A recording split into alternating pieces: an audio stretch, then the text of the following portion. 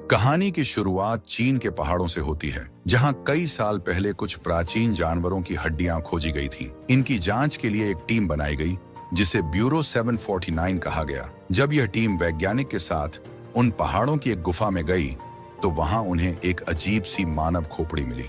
वह खोपड़ी इंसान जैसी लग रही थी, लेकिन सच में वह इंसानी नहीं थी।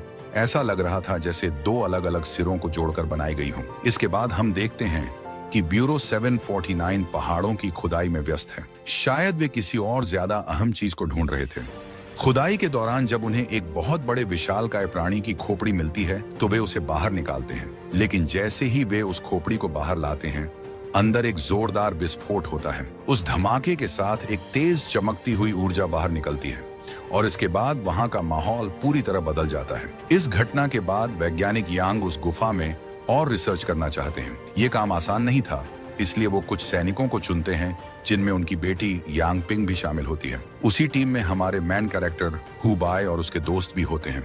अब हम देखते हैं कि यह टीम गुफा के अंदर जाती है। थोड़ी दूर जाने पर वो एक ऐसी जगह पर पहुंचते हैं जिसके बारे में कहा जाता था कि यह किसी भूतिया कबीले की जमीन थी, यानी कभी यहाँ भूतों का एक कबीला रहता था जो अब मिट चुका है। टीम गुफा से निकलकर पहाड़ के दूसरे हिस्से में पहुंचती है, जहां बर्फ पर उन्हें एक बहुत बड़े क्रीचर के पैरों के निशान दिखाई देते हैं। ये देखकर वैज्ञानिक यांग हैरान रह जाते हैं और तुरंत अपने निदेशक को इसकी जानकारी देते हैं। थोड़ा आगे बढ़ने पर टीम को कुछ चमगादड़ दिखाई देते हैं, जो आम चमगादड़ों से अलग थे। उनका रंग नीला था। अचानक उन्हीं चमगादड़ों में से एक वैज्ञानिक यांग पर हमला कर देता है, लेकिन तभी एक सैनिक आगे बढ़कर उस चमगादड़ को पकड़ लेता है। दुर्भाग्य से जैसे ही वह चमगादड़ को हाथ में लेता है, उसका हाथ और फिर पूरी बॉडी जलकर राख हो जाती है और एक गोलाकार आकृति में बदल जाती है। तब पता चलता है कि ये आग के चमगादड़ थे। किसी तरह वो टीम आग के चमगादड़ से बचकर आगे बढ़ जाती है, लेकिन उनकी मुश्किलें यहीं खत्म नहीं होती।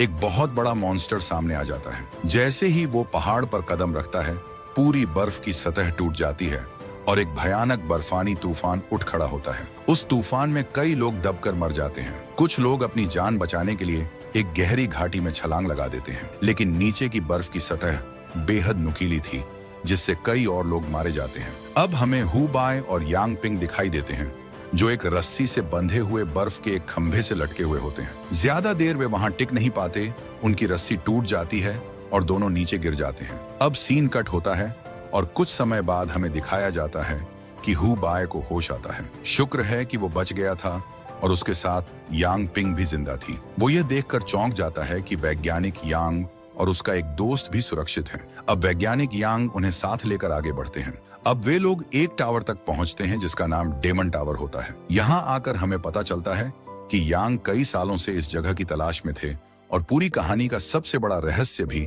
इसी टावर में छिपा हुआ था। जब वे लोग टावर के सामने रुकते हैं, तो वह जलने लगते हैं और जहां उन्होंने कैंडल जलाई थी, वहां से एक बहुत बड़ी प्रकाश तरंग निकलती है। यांग अपनी बेटी यांग पिंग और हु बाय से कहते हैं कि यह टावर कई सालों से बंद है, जैसे किसी का इंतजार कर रहा हो। अब वे दोनों इसके अंदर जाएं ताकि इसे खोला जा सके। जैसे ही यांग पिंग और हु बाय अंदर जाते हैं, टावर का ऊपर वाला हिस्सा खुलने लगता है। ऊपर से तेज रोशनी नीचे आ रही थी, जैसे सूरज का दरवाजा खुल गया हो। साथ ही हम देखते हैं कि टावर के बाहर आत्माएं हवा में दिखने लगती हैं और आसपास के पत्थर भी हवा में उड़ने लगते हैं। लेकिन जैसे ही टावर पूरी तरह खुलने वाला होता है, हु बाय का दोस्त अचानक कैंडल पर गिर जाता है और वह बुझ जाती है। साथ ही टावर भी वापस बंद हो जाता है। यहाँ हमें पता चलता है कि यह सब कुछ कप्तान ने जानबूझकर करवाया था, क्योंकि वह डेमन टावर को खुलने नहीं देना चाहता था। इसकी असली वजह हमें बाद में पता चलती है। ये सारी बातें वह हु बाय को बता ही रहा होता है कि अचानक वही पुरानी आग के चमगादड़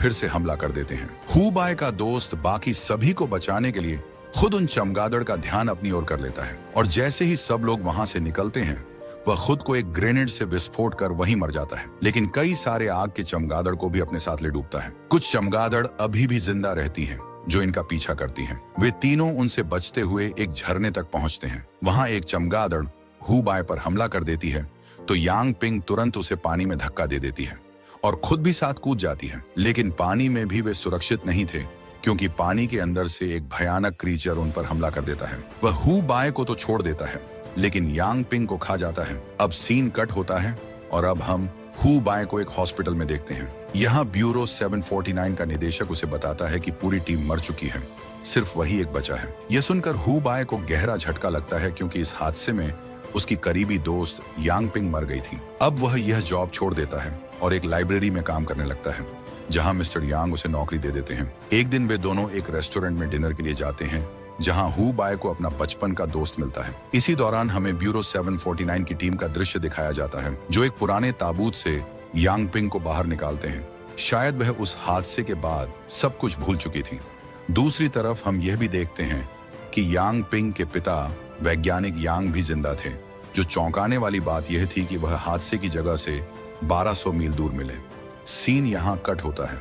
हमें एक तबाह हुआ शहर दिखाया जाता है, जो अब ऐसा लग रहा था जैसे वहां कभी कोई इंसान रहा ही नहीं हो।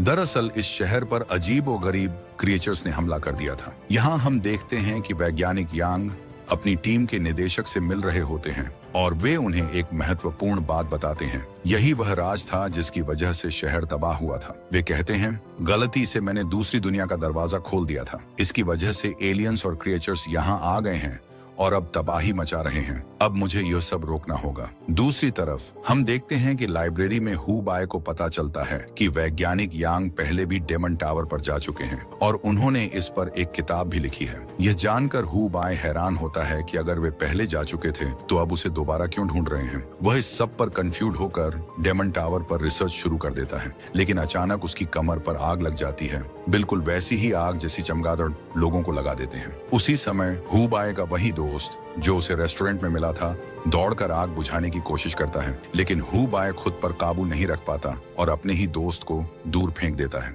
इसके बाद वह अपनी पावर से कमरे की सारी चीजें हवा में उड़ा देता है। तभी वहां मिस्टर वांग आते हैं, वही